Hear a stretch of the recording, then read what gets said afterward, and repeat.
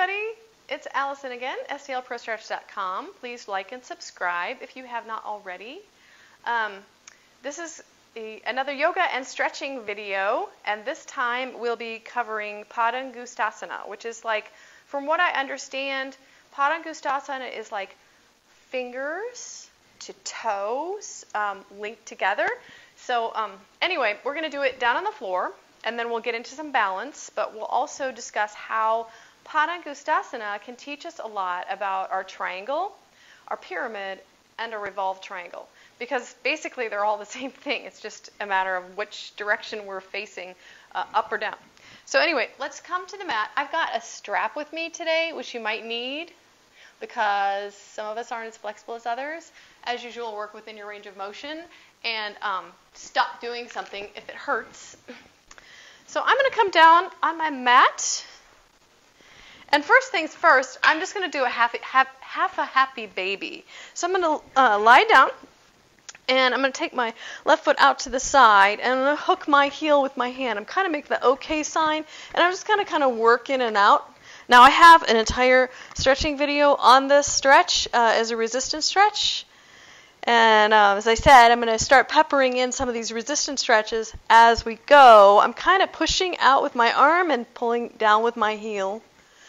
So happy baby, we just want to kind of get these inner hamstrings working, opened up.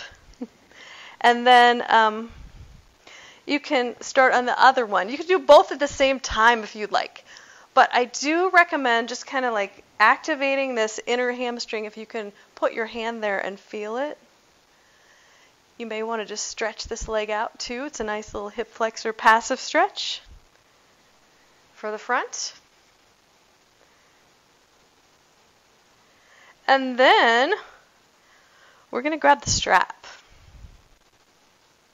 So, I got my strap. I'm going to hook it around my left foot. And I like to loop my strap just to make sure it's nice and tight. We don't want to be too far away so that your elbows are like way down here. So we want it almost a straight arm position. And this is where, okay, so traditionally for the Supta Padangusthasana, which means reclined Padangusthasana, I would take my index and my second finger and loop it around my big toe. So I got my fingers looped around, my big toe is pushing away, like I'm plantar flexing my foot, I'm pointing my toe, I'm going to push it away, but I'm going to push with the big toe base of the foot as I push away. So I'm assuming some of us may not be that flexible, so that's why we have the strap here today. So we're going to mimic that with the strap. And I'm going to wrap it around and just recline because that's what's great about this recline pose is that we get to lie down.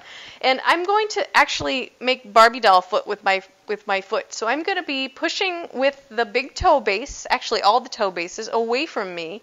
And as I push away, I'm going to be pulling back with the arms and just working in and out of that range of motion. And it may be small, it may be large, however you want to do it. But it's almost like I'm pushing up toward the ceiling with the toe bases as I'm pushing and pulling. I'm creating this kind of like a pumping action with the leg. And you can feel how that translates to hamstrings working, right? Well, you should be able to feel your hamstrings working.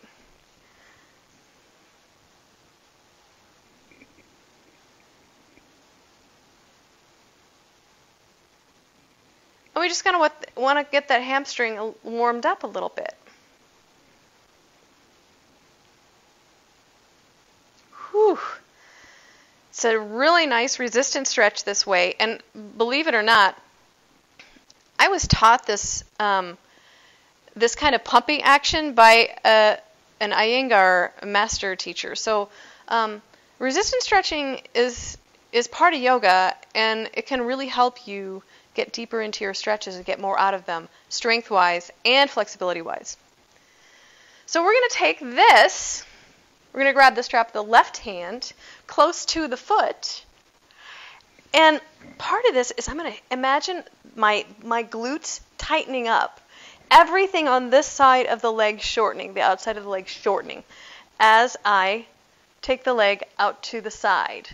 So this is kind of like our happy baby stretch, but we're going straight leg now.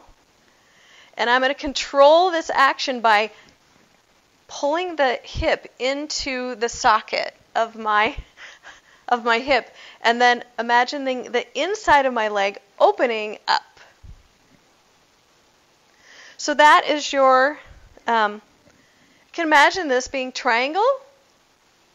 Now I don't want to tell you to turn your toes out, but that is going to help you get the rotation in the thigh that you need. I have had arguments about this, whether that should be the case with Padangusthasana, Supta Padangusthasana, and I've had some people say that no, it should not.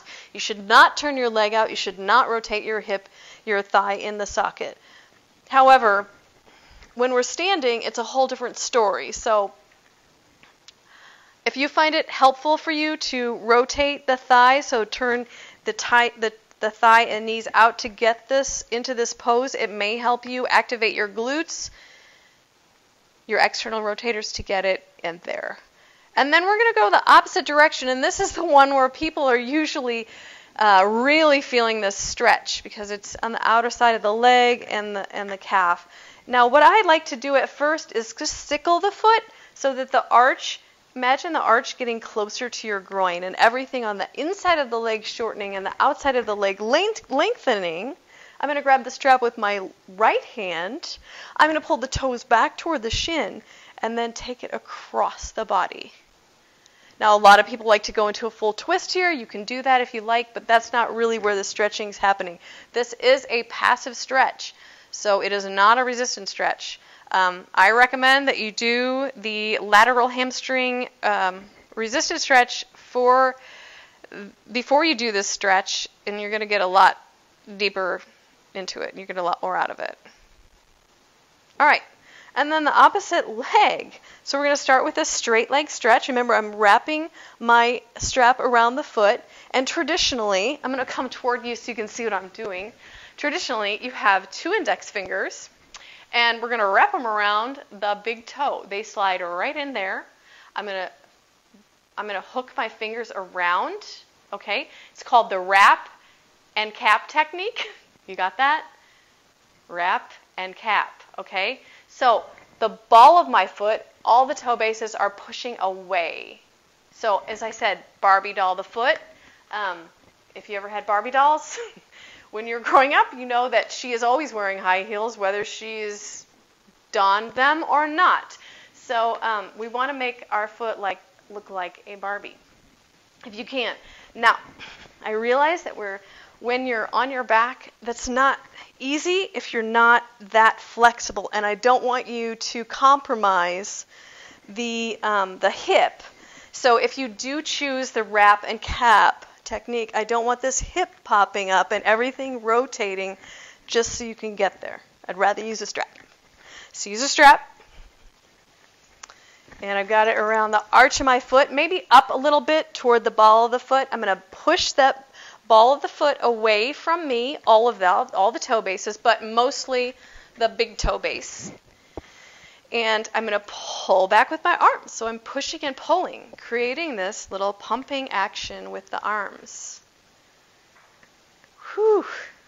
It's a good stretch. And this is a true resistance stretch. You can take it even farther if you like. Work through the whole range of motion.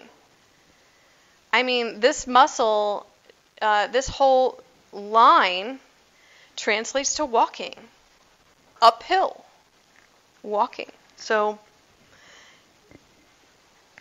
these are good muscles to have strengthened and stretched.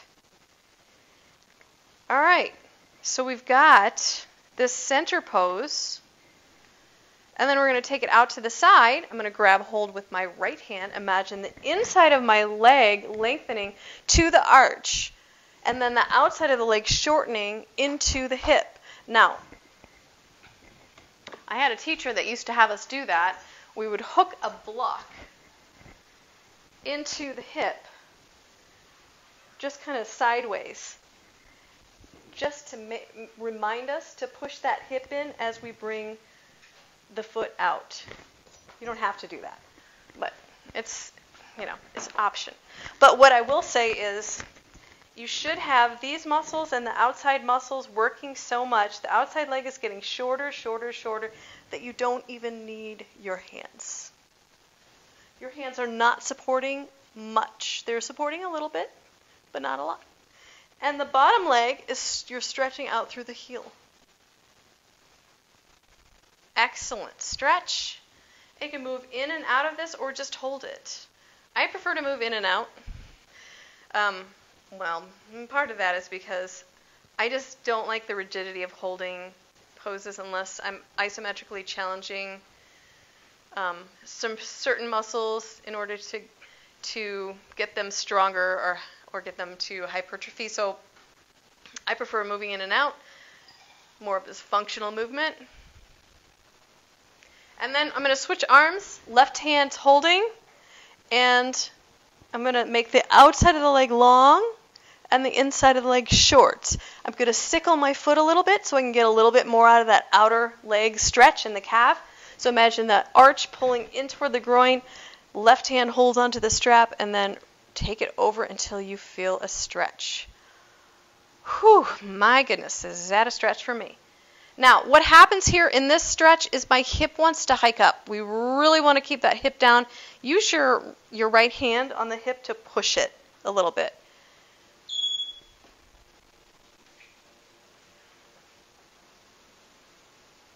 Then we're going to come back up. Push yourself up. And now we're going to do the standing version. We got to talk about balance a little bit because we haven't really talked about balance a whole lot. I know it's kind of hard for me to see because I got a vertical screen, so I'll have to back up a bit. But one thing I do want you to remember when you're balancing in tree or whatever balancing pose that you do is that the sole of the foot is your main point of balance. So I want you to kind of come up on the balls of your feet and then on your heels. You can do this in a full standing position. Just feel the balls of the feet and then the heels. Try to keep the toes up as you come up on the balls of the feet. Whew, it's hard to do. Your toes are going to kick in there at the end, but we want to make sure that they're not doing all the work and they're not curling up during your balance positions. And then the outer foot and the inner foot. Those are the four corners of your feet. Inner heel, outer heel, pinky toe base, big toe base, and then the front and the back. That is where the true balance of your foot lies, not in the toes. So just think about that as you're balancing. I'm going to come back here. We're going to do tree, Padangusthasana. I'm going to balance on my right foot, lift my left knee up, and then rotate my knee out to the side. It can be down here. It doesn't matter where it is. What we want to be able to do is keep the hip steady so that when I rotate that knee out to the side, my hip doesn't pop up. That's what happens a lot. And then people fall over to the side. So find the four corners of your right foot, plant them down, lift the knee, open to the side. This is your tree. Tree can also be here. If you're here, you're going to push the foot into the inner thigh pushes back. Arms go up. Those of you that this is easy, close your eyes. Try to lift your toes. Close your eyes, lift your toes. Turn your gaze up toward the ceiling. Back bend. You can try all those things. And then we'll try it with the other foot just for a moment. So I'm balancing on my left foot, finding that inner, the four corners of the foot, big toe base, little toe base, inner and outer heel, up on the ball of foot, heel, and then other knee goes out to the side. We want to avoid putting the heel onto the knee joint, either above or below. So if you're not really that good at balance, put it down low. That way you can just kind of step out of it whenever you need to. Use a chair, a wall, get yourself comfortable, or all the way up here. And traditionally the arms go straight up. But this was just our practice because we're going to do Padangusthasana standing. Now, you can use a strap. We're going to start with, let's balance on the right foot since most people right-footed, or maybe they're not, I don't know. And we're going to take the strap around the left foot. So I'm going to hold the strap with my left hand. Your knee can be bent. I want you to know that your knee can be bent. It does not have to be straight. And we're going to push it out. So here is your Padangusthasana. You can kind of Barbie doll that foot just like we did when we were on the mat. And then you're going to start opening to the side. We want to make sure that this hip doesn't pop up. It stays down as you rotate out to the side. And then we're going to take it back to center. We're going to switch arms. Take your left hand, put it on your hip, and start to turn the shoulders. Turn your gaze toward the side wall, and then eventually turn your gaze toward the back wall. Okay?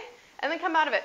And for the second side, I'm going to use the wrap and cap technique on my right hand. So I'm going to take the index and second finger of my hand, and I'm going to wrap and cap my toe.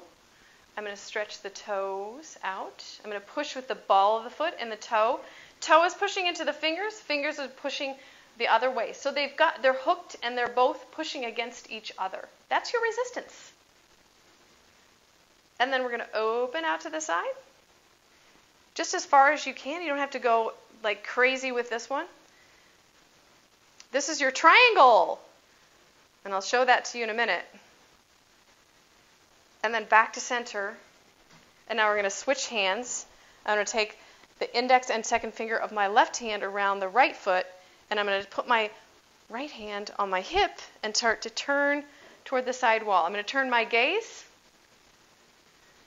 and then turn my gaze to the back. And this may take a lot of practice because anytime there's a couple things that keep your balance intact. One is the floor being stable. So anytime you're on a padded surface or an unstable surface, you're going to lose a little bit of that balance. Another thing being your eyes. So whether you've got your eyes closed or your eyes are turning a different direction. And then your inner ear, which actually that starts to kind of fall apart as you age. So there's little villi in there that tell you where you are.